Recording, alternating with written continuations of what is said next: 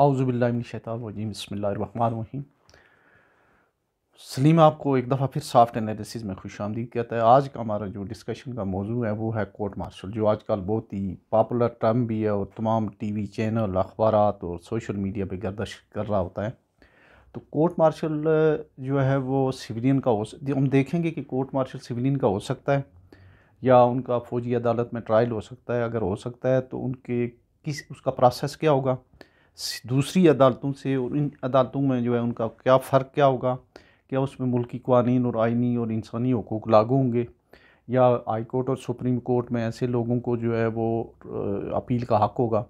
तो आइए हम सबसे पहले देखते हैं कि इसकी जो बुनियाद क्या है। तो ये जो बुनियाद है वो हर मुल्क में ऐसे क़वानीन होते हैं जहाँ पे मुल्क कोई एंटी टेररिस्ट एक्टिविटीज़ हों या जहाँ पे इस तरह का कोई मसला हो जाए, जैसे कोई मुल्क की सालमियत के ख़िलाफ़ बात हो जाए, तो तमाम क़वानीन को बाईपास करके तो एक प्रोविज़न होती है कि उनको बाईपास करके स्पीडी ट्रायल किया जाए और स्पेसिफ़िक ट्रायल किया जाए। लेकिन उसकी जो प्रोसीजर है या प्रोसेस है वो ड्यू प्रोसेस जो है पाकिस्तान में क्या होगा मैं आपको बताऊँगा। पीटीआई की गवर्नमेंट के दौरान भी जो है तकरीबन 25-26 लोगों को सज़ाएँ हो चुकी हैं और इसके अलावा बेशुमार लोगों को इससे पहले भी हुई हैं। इवन उन जो हमारा एक मशहूर केस था जिसमें फैज़ अहमद फैज़ भी वो उनको भी सज़ा हुई थी फिर अर्ली 50s में। पहला केस था वो आर्मी एक्ट के तहत जो ट्रायल हुआ था। तो आर्मी एक्ट की सेक्शन 10 के तहत जो है वो ट्राई किया जा सकता है। सॉरी, ये आर्मी एक्ट की सेक्शन 10 नहीं है, सेक्शन 20 है जिसके साथ ये ट्राई किया जा सकता है सिविलियन को।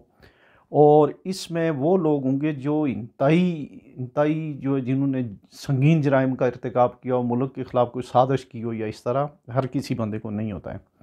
तो मेरा ख़्याल है कि पीटीआई वाले वैसे ही कोर्ट मार्शल का या स्पीडी ट्रायल का या इसका फ़ौजी अदालत का सुन के ज़्यादा ही घबरा गए। और अब देखते हैं कि उसका प्रोसेस क्या होगा। जो भी बंदा इस पर ट्राई होगा, जिसकी अदालती फ़ौजी अदालत में मुकदमा चलेगा, उसको मुल्क की क़वानीन के तहत जो इंसानी हुकूक हमारे 10A जो सेक्शन है उस फेयर ट्रायल का कॉन्स्टिट्यूशन का, उसके तहत जो है उसको फेयर ट्रायल का मौका दिया जाएगा। जो उसके अलावा जो हमारा दूसरा है कानून शहादत, जिसको एविडेंस एक्ट कहते हैं, उसको अपनी प्रॉपर तरीके से अपनी शहादत वहाँ पेश करने का उसको हक़ हासिल होगा। उसको वकील करने की इजाज़त होगी, 1 वकील, 2 वकील, 4 वकील, जितना मर्ज़ी करे। फिर अगर उसको सज़ा हो जाती है तो उसको हाई कोर्ट और सुप्रीम कोर्ट में अपील का हक़ होगा। इवन प्रेसिडेंट साहब के पास भी एक मर्सी अपील का। ये तो पूरा वही प्रोसेस होगा। अब ये है कि उसमें उसका जो प्रोसिक्यूटिंग ऑफिसर होगा एक्चुअली वो जज नहीं होगा, वो कोई फ़ौजी ऑफिसर होंगे। और ऐसे अच्छा ये उनसे बड़े मुख्तलिफ हैं। जो हम पे हम गलती कर रहे हैं कि जो मार्शल लॉ एडमिनिस्ट्रेटर जब होता है उस वक्त जो फ़ौजी अदालतें होती हैं उनका स्पीडी ट्रायल और तरीके से होता है। वो बेशुमार दर्जनों सैकड़ों अदालतें होती हैं, उसमें जूनियर लेवल के फ़ौजी ऑफिसर होते हैं और वो कोड़ों की सज़ा दे दिया करते थे, उसमें अपील की गुंजाइश नहीं होती थी। बड़ा जल्दी जल्दी ऐसे नहीं होगा। ये जो ट्रायल है ये मार्शल लॉ का ट्रायल नहीं है। इसको हमें समझना चाहिए कि ये मार्शल लॉ का ट्रायल नहीं है, ये ट्रायल होगा आर्मी एक्ट के तहत। इसमें तमाम ड्यू प्रोसेस फॉलो किया जाएगा। जो आर्मी के ऑफिसर्स होंगे उनकी ट्रेनिंग होगी, उसके अलावा वो ये समझते होंगे कि उसके राइट्स क्या हैं, जो एक्यूज़ है उसके राइट्स क्या हैं, उनको फेयर ट्रायल का चांस दिया जाएगा। और उनके साथ एक पूरी लीगल टीम होगी प्रोसिक्यूशन की तरफ से। और फिर अगर उनको वो सज़ा किसी को हो जाए तो उसके बाद जो है वो हाई कोर्ट में अपील कर सकता है और सुप्रीम कोर्ट में भी जा सकता है, जैसे मैंने पहले कहा। तो किन किन लोगों का ट्रायल हो जा सकता है जिन्होंने बहुत ही संगीन जुर्म किए हुए। उसमें जो ये जो 9 मई का वाक़या है, इसमें अगर या तो किसी की जो हिडन अगर हैं एविडेंसेस हैं तो उनका तो इतना नहीं पता है। 2 लोग जो हैं वो बड़े क्लैरिटी के साथ सामने आ रहे हैं कि इनका ट्रायल किया जा सकता है। एक खदीजा शाह है, दूसरा एहसान न्याज़ी है। और इसके अलावा अगर कोई इनके बैक पे जो है जिन्होंने अबैटमेंट किया, जिन्होंने इन्हें जो है परसू किया है, वो लोग भी हो सकते हैं। लेकिन इसमें एक बैरियर है। बैरियर ये होता है कि पाकिस्तान में ख्वाह मार्शल लॉ हो, फ़ौजी अदालतें हों, बाइसर लोगों को बहरहाल छोड़ाया जा सकता है। जो इतलात हैं वो ये हैं कि खदीजा शाह का केस पहले ही जो है फ़ौजी अदालत के बजाय एंटी टेररिस्ट कोर्ट में चला गया है।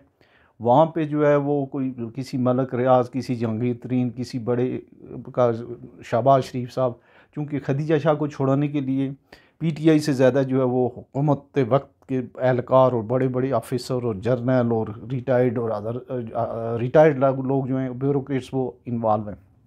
एहसान न्याजी का भी ये वो भी बाअसर आदमी है, इमरान खान के भांजे हैं।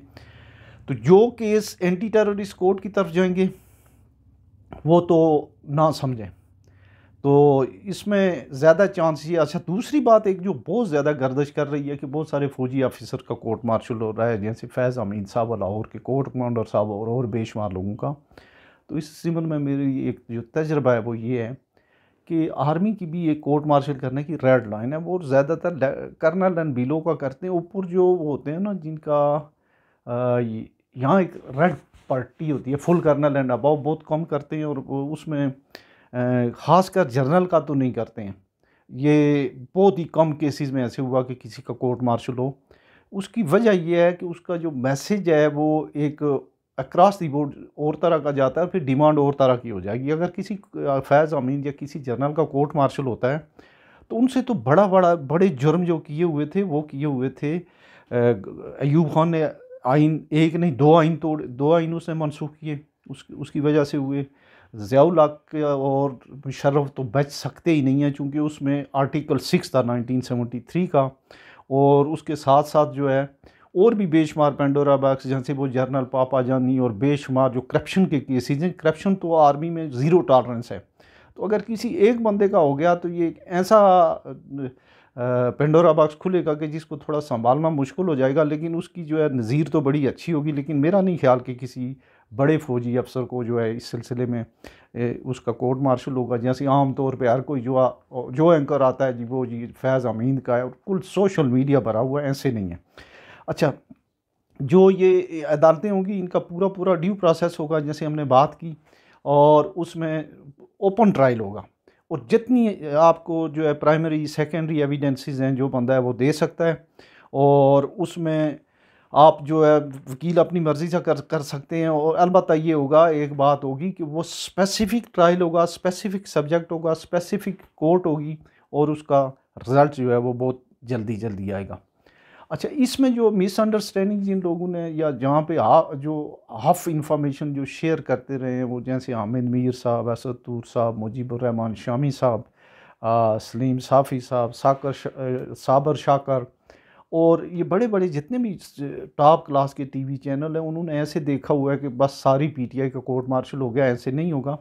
पीटीआई जो है अपने तौर पे जो है वो ज़ाहिर है कि वो लोगों ने भागा दौड़ी तो की है, लेकिन ऐसे जो है ये ऐसे नहीं है जैसे ज़ियाउल हक के ज़माने में था या जैसे भुट्टो साहब का ट्रायल हुआ है, उस तरह का नहीं है। फेयर ट्रायल की जो है वो उसके चांसेस मौजूद हैं और एक प्रोसेस फॉलो होगा। ये नहीं है कि बस जो बंदा पकड़ा गया उसको किसी फौजी अदालत में पेश कर दिया गया। पूरी प्रॉपर हेयरिंग होगी और प्रॉपर उसका जो एक सिस्टमेटिकली, जो हमारी सिविल अदालतें कौन सी इतना वो करती हैं, अच्छा ट्रायल करती हैं, या वो उनका क्या है। तो मेरा नहीं ख्याल कि बहुत ज़्यादा किसी के साथ ज़्यादती होगी। हाँ, ये बात ज़रूर है कि किसी भी एक जमहूरी मुल्क के लिए ये बात इंटरनेशनली जो ह्यूमन राइट्स ऑर्गेनाइजेशन है या यूएनओ है या दूसरे जो इदारे हैं उनमें यूरोपियन कम्युनिटी वगैरह जो है वो इसके ख़िलाफ़ एहतजाज करेंगी कि आप जो है, आपका इतना बड़ा मुल्क है, एक एटमी ताकत है, आप 25 करोड़ का मुल्क है और वहाँ पे आप फ़ौजी अदालतों में सिविलियन को ट्रायल कर रहे हैं। लेकिन ये हर जगह होता है। अमेरिका ने ख़ुद क्यूबा में जो है हज़ारों लोगों, अफ़गानों का और पाकिस्तानियों का ट्रायल किया। डॉक्टर एफियास सैदिकी को आप देख लें और दूसरे लोगों को बेशुमार मिसालें मौजूद हैं।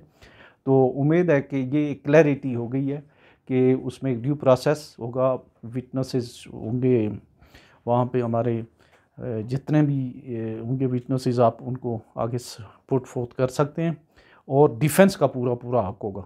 तो ये इतनी बात थी जो सबमिशन, उम्मीद है कि आपको पसंद आई होगी। तो अल्लाह हाफिज़।